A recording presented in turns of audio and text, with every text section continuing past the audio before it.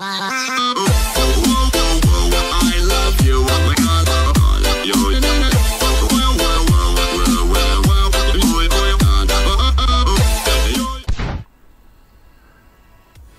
on est en direct? Ciao ciao les petits loups! Bienvenue, welcome, j'espère que tout le monde va bien, encore une fois dans l'atelier de TaskKiller 85. Aujourd'hui, pour l'exclu mondial, comme je vous l'ai dit, voilà, j'ai une exclu mondiale à vous proposer, à vous montrer. Pas à vous proposer parce que vous ne pouvez pas l'acheter pour l'instant. Donc je vous explique comment ça se passe en fait. Pourquoi exclu mondial? Tout simplement parce que je suis rentré en contact avec un fabricant pour un certain appareil que je vais vous montrer par la suite, que moi je trouve excellent. À tester, bien sûr, mais je vous en dis pas plus pour l'instant parce qu'il est très sympa aussi à découvrir. Et ce producteur me dit, bah tiens, voilà notre dernier produit, il n'est pas encore en production, on vient de le sortir, est-ce que ça t'intéresse de le tester? Bah non que ça m'intéresse de le tester, bien sûr, évidemment que ça m'intéresse. Alors, produit révolutionnaire, pourquoi? Parce qu'on change de design, ça se modernise, c'est plus fluide, c'est plus smooth, voilà. Bref, j'aime bien ce produit parce qu'il s'adresse à tout le monde. Ça va être un produit pour débutants ou pour pilotes confirmés qui veulent un petit produit simple à utiliser pour tous les jours. Il est super fiable, il est super maniable, il est très doux. Et encore une fois, c'est un nouveau design qui me plaît beaucoup. Je vais pas attendre plus longtemps que ça. Merci à Wayung Toy de m'avoir envoyé cet engin-là. Merci Ali, spéciale dédicace à toi, mon ami. Thank you my friend Ali, if you listen to me. Ça c'était juste une dédicace pour lui. Donc il me reste plus qu'à vous le montrer parce que depuis le temps que je vous fais mariner quand même, bon ça fait qu'une semaine en même temps. Hein. Bon je vous le montre. Et bim! Oh, vous voyez qu'un bout de l'hélice pour l'instant. Donc je vous montre la télécommande déjà. Déjà vous voyez la finition de la télécommande par rapport à une télécommande de base. Donc on est beaucoup plus dans les nouveaux designs. Donc télécommande très facile à prendre en main et avec des fonctions très faciles à utiliser, super simple par rapport aux petits boutons. Tout est indiqué sur les boutons, tout ce que vous devez savoir. Pas de choses extravagantes sur ce drone. Vous verrez, on n'a pas forcément de flip. On n'a pas les flips automatiques, mais bon, c'est pas forcément le plus important sur un drone. Par contre, on a le mode headless, on a le mode return, qui là sont fixés directement sur les boutons. Donc je vais vous l'expliquer tout de suite comment le drone fonctionne. Et juste après, encore un peu de patience, je vous montre le drone quand même. Donc on a ici, donc c'est un mode 2, hein, avec les gaz à gauche, forcément. Un retour de force, ce qui veut dire que c'est un drone avec maintien d'altitude. Tiens, petite précision sur les drones avec maintien d'altitude. Il y en a qui m'ont dit, oui, à l'extérieur, des fois, mon drone, il a du mal à tenir l'altitude, etc. Comprenez que c'est un baromètre intégré et que selon la qualité du baromètre, après, si vous êtes dehors, tant que votre drone fonctionne bien en indoor, ça veut dire qu'il marche bien, il n'y a pas de souci. À partir du moment où dehors, vous avez des soucis de hauteur, dites-vous bien que s'il y a un peu de vent, ça va modifier les paramètres et ça peut jouer sur le baromètre de l'appareil. Donc le meilleur test, c'est de le faire à l'intérieur pour savoir si ça fonctionne. Et vous verrez, même à l'intérieur, si vous vous mettez très bas, le drone ne va pas se stabiliser très bas. Vu qu'il y a les fluctuations de l'air en dessous, il va bouger sans arrêt. Donc vous inquiétez pas si votre drone y bouge, c'est pas grave, même si c'est avec maintien d'altitude. Donc on a maintien d'altitude sur cette manette, avant, arrière, gauche, droite, on va pas non plus, on va pas s'étendre sur le sujet. On a un petit bouton mise en route ici, un interrupteur push. On a deux ici, petits switch qui permettent ici pour le mode auto return, donc retour maison. Et ici on a le mode headless, d'accord. Ensuite on va avoir les pitch ici, les trims pardon, pour les pitch et pour les rolls, donc avant, arrière, droite, gauche. Et on a ici le trim pour la rotation droite-gauche. En haut, light, donc on va pouvoir allumer et éteindre les lumières au choix. En bas, la vitesse, une vitesse, deux vitesses. Et au milieu, le lock-unlock, c'est-à-dire atterrissage automatique. On n'a pas le décollage automatique sur celui-ci. On a l'atterrissage automatique. Qu'est-ce qu'il est bien fait, vous allez voir, c'est impressionnant. Et on a également, donc oui, pour démarrer le drone, parce que donc l'atterrissage automatique sert aussi à lancer les moteurs par la suite. Donc on va finir. Là, on a le bouton caméra. Alors ça va être pour le modèle avec caméra. Il va exister 3 modèles sur cet appareil. Vous allez avoir le premier modèle nature, sans caméra, sans rien, juste la télécommande et le drone. Vous n'aurez pas cette partie-là qui sert à mettre un téléphone, bien sûr. Vous allez avoir le modèle avec la caméra 720p en 2 mégapixels, donc là plus pour de la prise de vue et des souvenirs. Et vous allez avoir le FPV donc celui que j'ai moi. Par contre, c'est du 480p. C'est une résolution faible exprès, de façon à avoir très peu de latence sur le retour FPV. C'est pas des images qu'il va falloir penser à conserver pour les souvenirs de famille, parce que sur un écran d'ordi ou sur la télé, ça va pas être très beau, vous imaginez bien. Par contre, sur le téléphone, c'est un rendu parfait au niveau du FPV. Donc voilà, 3 modèles au choix. Le modèle FPV n'enregistre pas dans une carte mémoire, il enregistre directement sur votre support que vous allez mettre dans la télécommande. Par contre, sur le modèle avec la caméra 2 mégapixels, vous aurez une carte SD à l'intérieur pour pouvoir sauvegarder vos images et vos photos. Donc voilà, on a fait le tour de la télécommande. Pour mettre en route l'appareil, il suffit soit d'aller pousser dans les coins extérieurs, soit de venir pousser dans les coins intérieurs. Pareil pour l'arrêter en cas d'urgence, intérieur ou extérieur.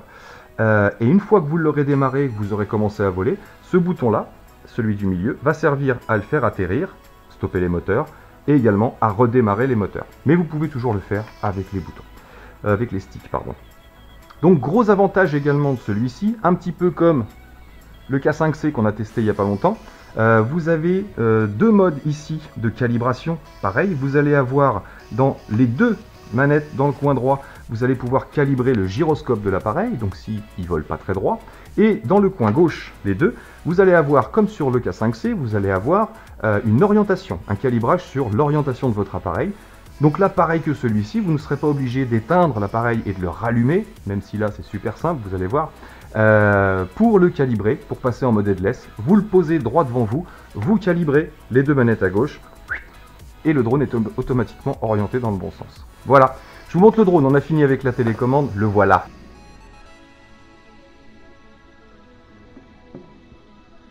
Le Q-Fly. Comment vous le trouvez? Franchement, j'adore ce design. Je le trouve épuré, et puis très moderne. Ce petit hexagone, ce petit quadcoptère hexagonal. Alors pour une fois, c'est un hexago-quadrocoptère. Donc petite forme hexagonale très sympa, des petits yeux. La bouche, vous l'aurez compris, c'est la petite caméra en ce qui nous concerne. Donc pour le FPV, elle sera orientée droit devant vous. Pour celui qui a la caméra 2 mégapixels, elle sera orientée légèrement vers le bas en suivant la courbe de l'appareil pour filmer bien sûr les images un peu plus précisément quand il s'agit d'images aériennes. Donc voilà le petit engin, un matériau très fiable, très costaud, très résistant, il n'y a pas de fioritures, c'est simple de chez simple. On a sur le devant ici un bouton interrupteur, tac, tac, qui permet de mettre en route, ça c'est génial aussi. Une fois que vous avez installé la batterie, vous n'avez pas besoin de chercher l'interrupteur. Si vous ne le trouvez pas, c'est que vous le faites exprès. Des petites hélices super solides, bien sûr, on va pouvoir les tordre dans tous les sens. Et des protections d'hélices ici, qui sont super simples à installer, puisqu'elles sont juste clipsées. Là, je vais les retirer pour aujourd'hui. Vous voyez, c'est 2 protections d'hélices, comme ça.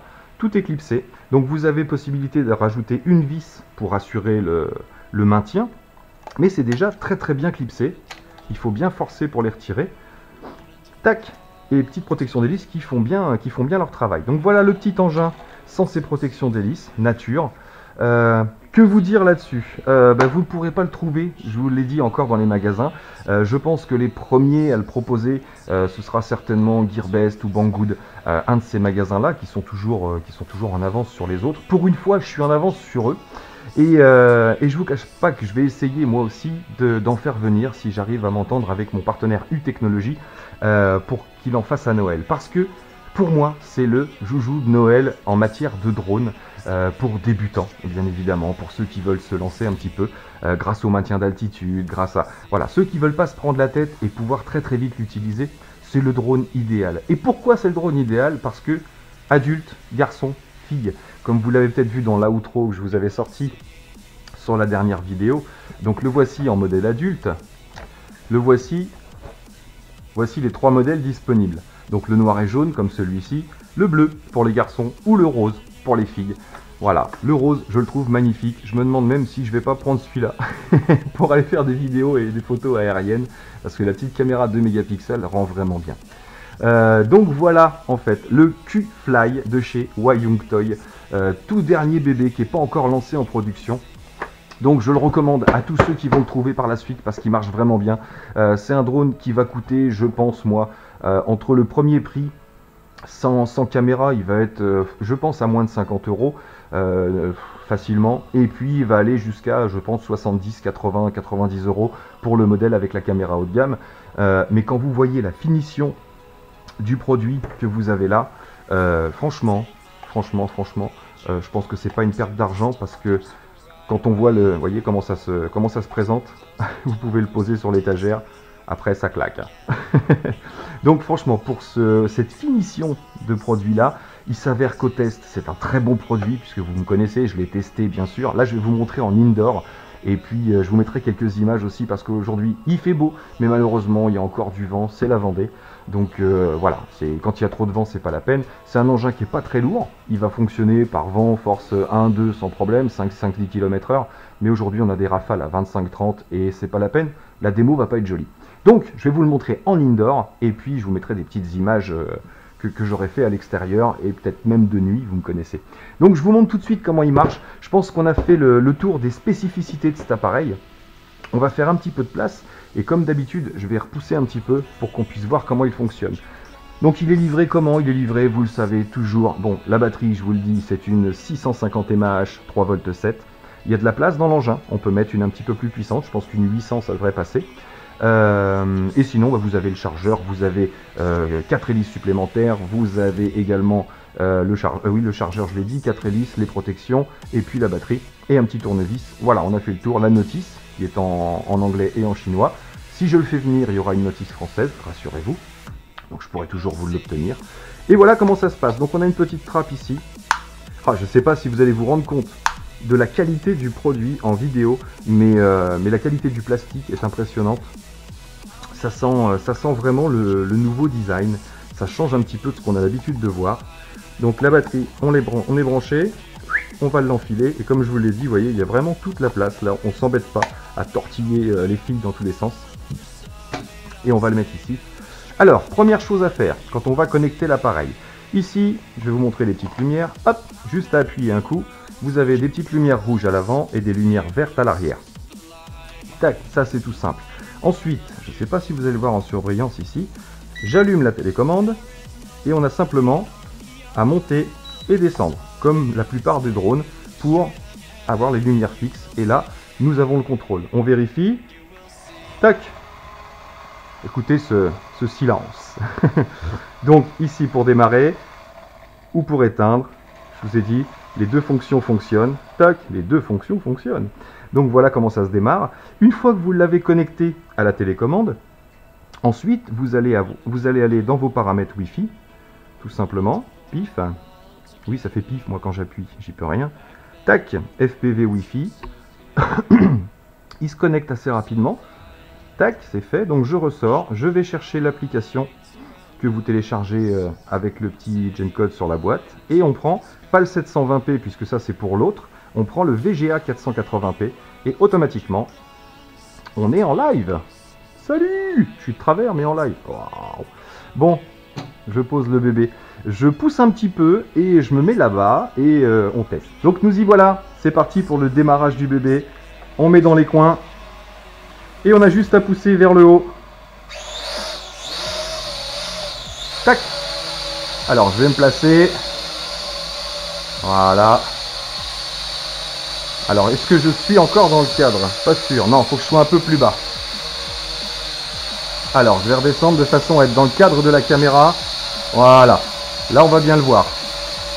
Alors je vais peut-être trimer un petit peu. J'aurais dû faire un petit calibrage, mais bon. En le trimant ça va le faire. Donc voilà. Voilà ce que je vous disais, voilà la stabilité de l'engin, voilà la propreté de l'engin. Franchement, je suis assez surpris par cet appareil parce qu'il est vraiment très très doux.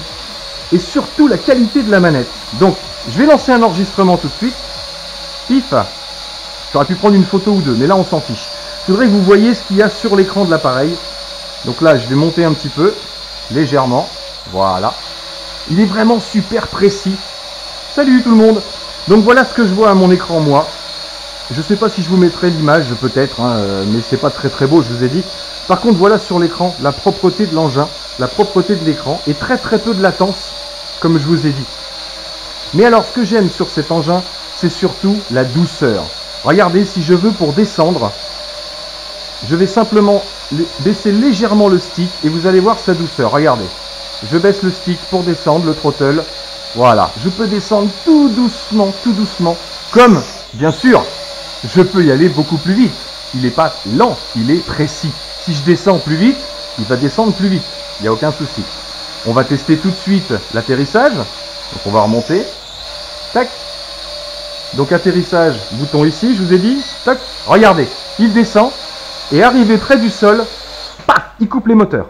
Donc après, les hélices finissent de tourner, mais les moteurs sont coupés avant qu'ils touchent le sol. Et ça, c'est le top, j'ai envie de dire bravo Wayung Toy, parce qu'il y a trop de drones qui, arrivés au sol, les moteurs tournent encore. Je vais couper l'enregistrement. Tac, parce que sinon je vais encore oublier. Et je ne sais pas si je vous l'ai expliqué, mais tous les drones comme ça, avec fonction enregistrement, pensez bien à couper votre enregistrement avant que la batterie soit fatiguée, parce que si généralement vous pouvez perdre l'enregistrement. Donc l'atterrissage, il y a trop de drones qui arrivés au sol attendent de toucher le sol pour couper les moteurs, et vous le savez, ça finit par s'accrocher quelque part, ça va toucher les hélices, etc. Là non, et ça je trouve ça terrible. Comme je vous l'ai dit, on peut redémarrer avec ce bouton là, on remonte, tac. On va prendre un petit peu de hauteur, hop, voilà, tout bêtement. Donc je refais l'atterrissage parce que je trouve ça génial, regardez, tac. Il arrive au sol, paf, il coupe les moteurs. Directement, il se pose. J'adore, je suis fan. Je vais vous montrer le mode headless. Donc là, le mode headless, pour vous montrer, si je le mets tout de suite en mode headless, donc je démarre les moteurs, je monte. Vous savez que je l'ai orienté dans l'autre sens, derrière moi. Je passe en mode headless, ici. Maintenant, si je pousse vers l'avant, il vient vers moi encore. Vous voyez, je pousse vers l'avant, il vient vers moi. Donc, l'orientation n'est pas bonne. Je fais demi-tour. Petite rotation tranquille. Hop là, je suis en mode headless. Ouh, j'ai failli faire une bêtise. En mode headless, c'est pas évident quand on n'est pas calibré. Donc là, je descends. On peut également atterrir en baissant le stick. Voilà. Et dès qu'on arrive au sol, pareil, il va se couper automatiquement. Donc là, je me suis mis dans le bon sens pour mon mode headless. J'ai juste à calibrer à gauche. Les lumières se mettent à clignoter. Et là, on peut redécoller. Hop.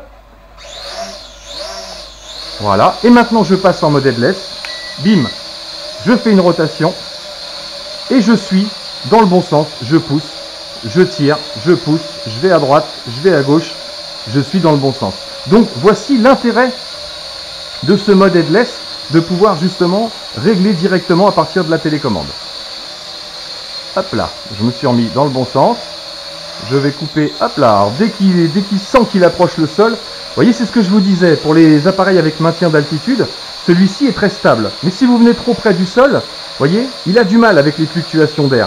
C'est un peu ce qui se passe à l'extérieur quand il y a du vent.